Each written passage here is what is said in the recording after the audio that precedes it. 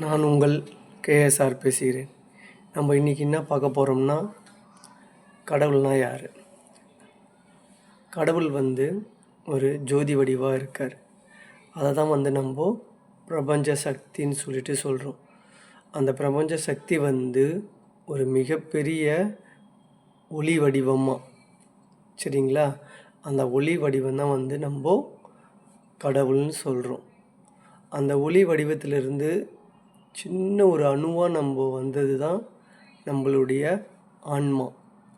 அப்போது நம்ம எல்லோரும் சொல்லுவாங்கள்ல, நம்ம பிறவி இல்லாமல் கடக்கணும், நம்ம முக்தி அடையணும் அப்படின்ட்டு. அப்போது அந்த முக்தி அடையிறதுன்னா என்ன?